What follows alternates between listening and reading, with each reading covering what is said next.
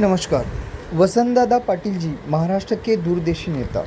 वसंतदादा पाटिल जी एक प्रमुख राजनीतिक स्वतंत्र सेनानी और महाराष्ट्र के पूर्व मुख्यमंत्री थे। उन्होंने राज्य के विकास, विशेष रूप से कृषि और सहकारी आंदोलन में महत्वपूर्ण योगदान दिया। 1 मार्च को हम उनके योगदान और महाराष्ट्र की राजनीति एवं समाज पर उनके प्रभाव को याद करते हैं। 13 नवंबर 1917 को सांगली जिले में जन्मे वसंतदादा पाटिल जी स्वतंत्रता संग्राम से गहराई से प्रभावित थे। उन्होंने भारत की स्वतंत्रता के लिए संघर्ष किया और कई बार ब्रिटिश सरकार द्वारा जेल में भी भेजे गए। स्वतंत्रता के बाद उन्होंने महाराष्ट्र में सहकारी क्षेत्र को मजबूत करने में महत्वपूर्ण भूमिका निभाई। खासकर चीनी कारखानों के माध्यम से उन्होंने कोशिशों से छोटे किसानों को वित्तीय स्थिरता मिले और सहकारी मॉडल ने कृषि अर्थव्यवस्था को बदल दिया।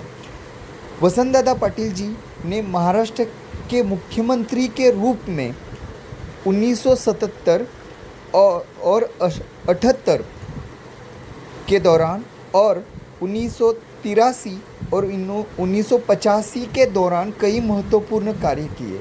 उनके शासन में सहकारी आंदोलन को मजबूत किया।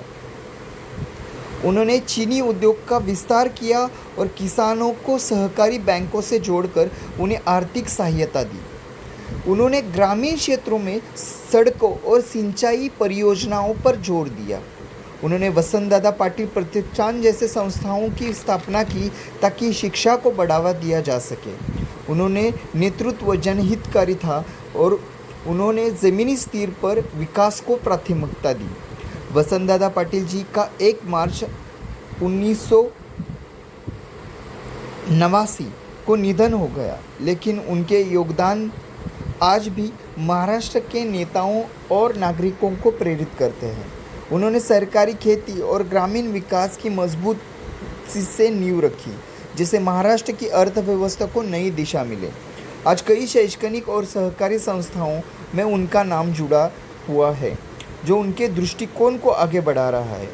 1 मार्च को वसंतदादा पाटिल जी को याद करते हुए हम एक ऐसे नेता को सम्मान देते हैं जिन्होंने अपना जीवन महाराष्ट्र के विकास को समर्पित किया और यह साबित किया कि सच्चा नेतृत्व लोगों को सशक्त बनाकर एक बेहतर भविष्य बनाने में निहित है।